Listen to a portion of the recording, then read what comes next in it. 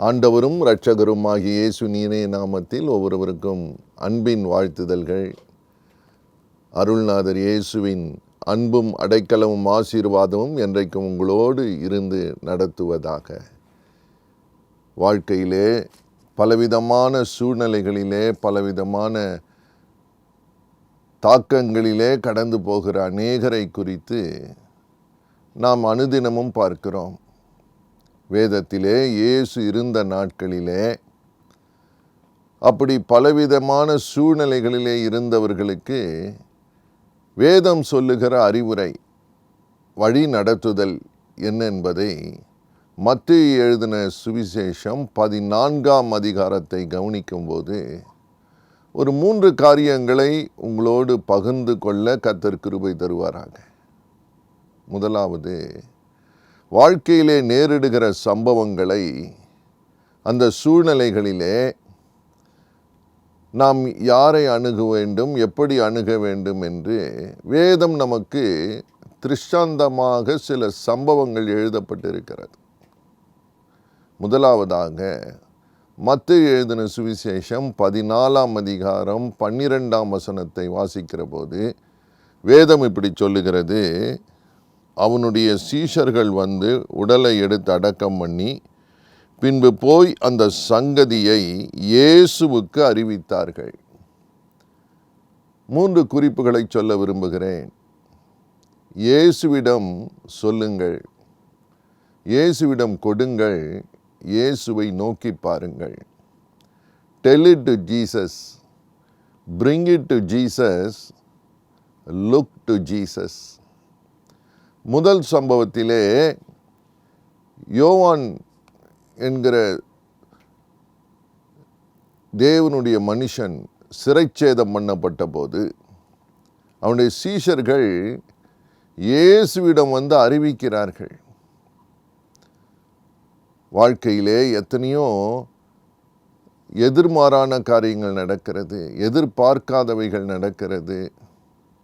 There will be some disappointments.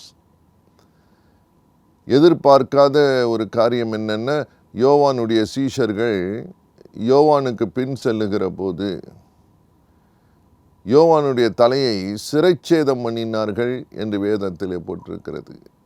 தேவனுடைய ஊழியம் செய்த அந்த தேவதாசன் மரித்து போனார். சாதாரண மரணம் அல்ல, இரத்த சாட்சியாய் மரிக்க வேண்டிய சூழ்நிலை. அவரை பின்பற்றினவர்கள் மனம் உடைந்திருக்க வேண்டும். They were so disappointed. ஒரு பதட்டம், மனதிலே ஒரு பயம். அந்த நேரத்தில் என்ன செய்வது? யோவான் ஸ்நானகன் சீஷர்கள் அதிர்ந்து போன நேரம், தடுமாறின நேரம். பிரியமானவர்களே, எதிர்ப்புகள் நிறைந்த உலகம்தான், போராட்டங்கள் நிறைந்த உலகம்தான், தாக்கங்கள் நிறைந்த உலகம்தான். அந்த நேரத்திலே அப்படிப்பட்ட சூழ்நிலைகளிலே அவர்கள் இயேசுவிடம் வந்து அறிவித்தார்கள் என்று எழுதியிருக்கிறது. பிரியமானவர்களே, ஆறுதல் இல்லாத நேரம், திடீரென்று நடந்த ஒரு மரண சம்பவம், ஒரு இழப்பு நம்முடைய மனதை அதிகமாய் பாதிக்கத்தான் செய்கிறது, கலங்கத்தான் செய்கிறது. ஆனால் அந்த நேரம் என்ன செய்தார்கள் என்று எழுதியிருக்கிறது என்றால், இயேசுவிடம் வந்து அறிவித்தார்கள். They told it to Jesus. ஐயா, உங்கள் வாழ்க்கையில் நேரிட்டு இருக்கிற இந்த சூழ்நிலையில் நிற்கிற உங்களை பார்த்து கர்த்தர் சொல்லுகிறார், உங்களுக்கு மனதிலே ஒரு பயம் இருக்கிறது, கலக்கம் இருக்கிறது, ஏதோ சில எதிர்பாராத சூழ்நிலைகளை சந்தித்திருக்கிறீர்கள்.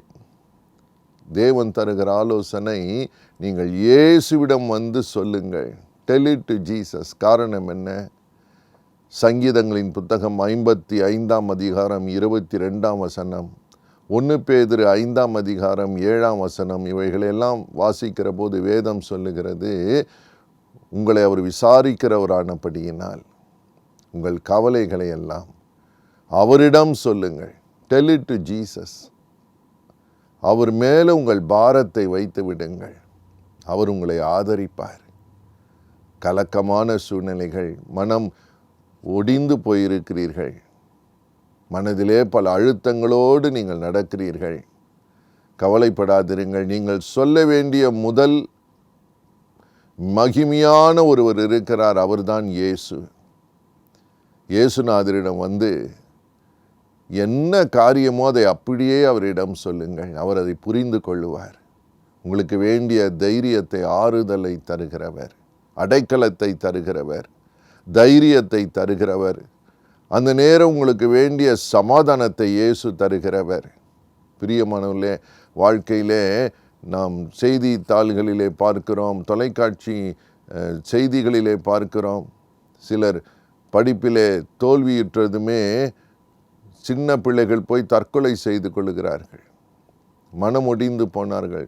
சிலர் பரீட்சையின் முடிவுகள் வருவதற்கு முன்பதாகவே பயந்து போய் சில தவறான காரியங்களை செய்து விட்டார்கள் என்றெல்லாம் நாம் பார்க்கிறோமே.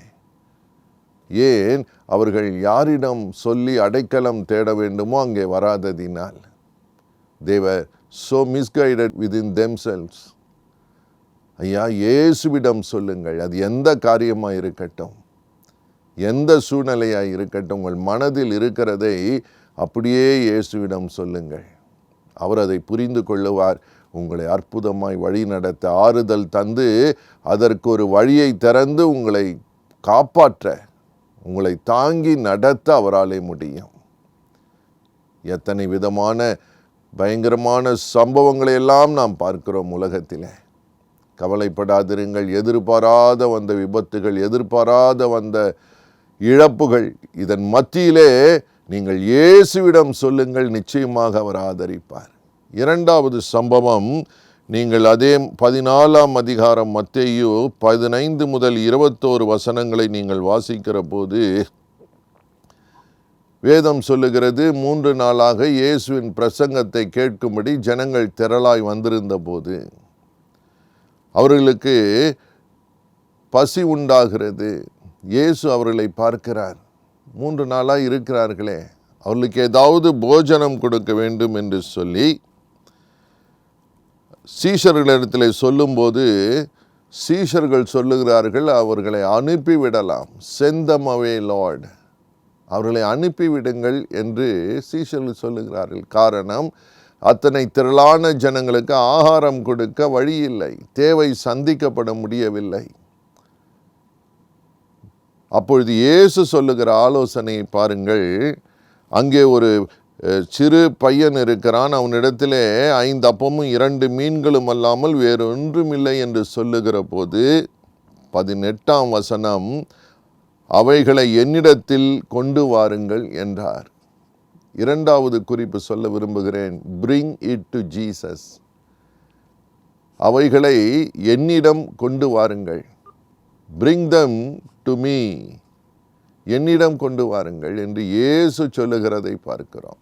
எனக்கு அன்பார்ந்த சகோதரனே, சகோதரியே, பெரிய தேவை, நிறைய குறைபாடுகள். என்ன செய்யலாம்? கையில் இருக்கிறதை இயேசுவிடம் கொண்டு வாருங்கள். ஐயா, கொஞ்சம்தான் இருக்கிறது, 5 அப்பம் 2 மீன் தான். வந்திருக்கிறவங்களோ திரளான கூட்டம். தேவைகளை சந்திக்கவே வழியில்லை, வாய்ப்பில்லை. பார்த்து கொண்டு இருக்கிற அன்பு சகோதரனே, சகோதரியே, உங்கள் தேவைகள் மிக அதிகம், உங்கள் கடன் பாரம் மிக அதிகம், உங்கள் பலவீனம் மிக பெரியது, உங்களுக்கு இருக்கிற தேவைகள் சொல்லி முடியாதது. அது பணம் மாத்திரம் அல்ல, பல விதங்களில் அநேக குறைகளோடு இருக்கிற அநேக சூழ்நிலைகள் இருக்கிறது. என்ன செய்யலாம்? இயேசுவிடம் கொண்டு வாருங்கள். Bring it to Jesus. அந்த 5 அப்பம் 2 மீனை முழுமையாக இயேசுவிடம் கொடுக்கிற போது வேதம் சொல்லுகிறது, அவர் அதை ஆசீர்வதித்து பிட்டு கொடுங்கள் என்றார். எல்லாரும் திருப்தியாக சாப்பிட்டார்கள் என்று போட்டிருக்கிறது. Bring it to Jesus. நீங்கள் இருக்கிற சூழ்நிலையிலே உங்கள் கையில் என்ன இருக்கிறதோ அதை இயேசுவிடம் கொடுங்கள், முழுமையாய் கொடுங்கள். Commit it wholly to God. அது கையில் இருக்கிறதை கொடுக்கிறது மட்டுமல்ல, நீங்கள் அந்த அதிகாரத்தை வாசித்து பாருங்கள். 35ஆம் வசனம் சொல்லுகிறது, சுற்றுப்புறம் எங்கும் செய்தி அனுப்பி பிணியாளிகள் எல்லாரையும் அவரிடத்தில் கொண்டு வந்து. இயேசுவிடம் கையில் இருக்கிறதை மாத்திரம் கொடுக்கல, பிணியாளிகளை எல்லாம் இயேசுவிடம் கொண்டு வந்தார்கள். They brought all the sick people to Jesus.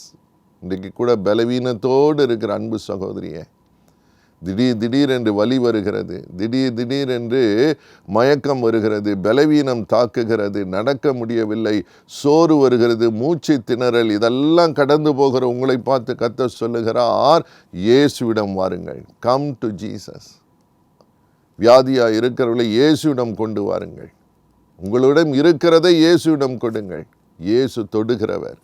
அல்லேலூயா. இயேசுவின் கையில் வந்த பிறகு அது மாறுகிறது, அற்புதம் நடக்கிறது. நீங்கள் உங்கள் கையிலே வைத்து கொண்டு சமாளித்து விடலாம், செய்து விடலாம், எப்படியாகிலும் பார்க்கலாம், அங்கே வாங்கலாம், இங்கே வாங்கலாம், உருட்டலாம், பெரட்டலாம், இதெல்லாம் நீங்கள் செய்து இன்றைக்கு சோர்ந்து போய் எல்லாம் தளர்ந்து போயிருக்கலாம். இன்றைக்கு கர்த்தர் சொல்லுகிறார், நீங்கள் முதலையே இயேசுவின் கையிலே கொடுத்து விடுங்கள். கொஞ்சத்தை, குறைவானதை, உங்களிடம் உள்ளதை இயேசுவின் கையிலே கொடுங்கள். உங்கள் பிள்ளைகளை இயேசுவின் கையிலே கொடுங்கள். உங்களுடைய வேலையை, உங்கள் வருமானத்தை இயேசுவின் கையிலே கொடுங்கள். உங்கள் சூழ்நிலைகளை இயேசுவின் கையிலே கொடுங்கள். அந்த மனிதர்களை இயேசுவின் கையிலே கொடுங்கள். குடிக்கிற உங்கள் கணவரை இயேசுவின் கையிலே கொடுங்கள். அப்பா, நீங்கள் என் கணவரை பொறுப்பெடுத்து கொள்ளுங்க. உங்கள் மனைவியை இயேசுவின் கையிலே கொடுங்கள். வியாதியாய் படுத்திருக்கிற அவர்களை இயேசுவின் கையிலே கொடுங்கள். அல்லேலூயா. அற்புதம் நிச்சயமாய் நடக்கிறது. வேதம் சொல்லுகிறது, இயேசு அவர்களை சுகமாக்கினார், பிணியாளிகளை சுகமாக்கினார். அது எப்பேற்பட்ட வியாதியாய் இருந்தாலும் சரி, பிரியமானவர்களே, இல்லாதவைகளை இருக்கிறவைகளாய் அழைக்கிற தேவன். உங்கள் பலவீனத்தை மாற்றுவது அவருக்கு பெரிதல்ல. உங்கள் நோயை சுகமாக்க முடியாத ஒரு இயேசு அல்ல. வேதம் சொல்லுகிறது, ஒவ்வொருடைய நோயையும் ஒவ்வொருடைய பலவீனத்தையும் இயேசு சுமந்தார். ஏசாயாவின் புத்தகம் 53 அதிகாரம் 5 நீங்கள் வாசித்து பாருங்கள். 1 பேதுரு 2:24 வாசித்து பாருங்கள். மத்தேயு 8:17 வாசித்து பாருங்கள். இந்த வசனம் எல்லாம் சொல்லுகிறது, உங்கள் பலவீனங்களை அவர் சுமந்து கொண்டார். இன்றைக்கும் நீங்கள் இருக்கிற இடத்துல, இருக்கிற சூழ்நிலையில் உங்களிடம் உள்ளதை இயேசுவிடம் கொடுங்கள். ஹல்லேலூயா. உங்களுக்கு அற்புதத்தை செய்ய அவரால் முடியும். கலங்காதிருங்கள். இப்பொழுது நாம் ஜெபிக்க போகிறோம். உங்கள் குறைவுகளை நிறைவாக்குகிற ஒரு இயேசு உயிரோடு இருக்கிறார். அவர் தாமே உங்களுடைய பலவீனங்களை சுமந்து கொண்டு நோய்களை ஏற்றுக்கொண்டார் என்று எழுதியிருக்கிறது. எத்தனை உண்மை! அந்த சிலுவையிலே இயேசு எடுத்து சுமந்து செல்லாத ஒரு வியாதி கிடையாது. உங்கள் வலி அவருக்கு தெரியும். அற்புதத்தை செய்வார். நாம் இப்பொழுது ஜெபிப்போம். எங்களை நேசிக்கிற நல்ல தகப்பனே, என்ன செய்வதென்று தெரியாமல் திகைக்கிற உம்முடைய பிள்ளைகளை பாரும்.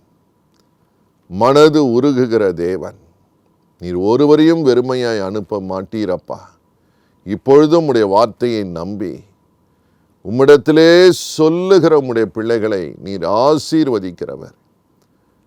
உங்கள் கையில் கொடுக்கும்படிக்க ஆண்டவரே, அவங்க என்ன இருக்கிறதோ அதை கர்த்தருடைய கையிலே கொடுக்க ஆண்டவரே இப்பொழுது அவர்களை ஆசீர்வதிக்கிற தேவன்.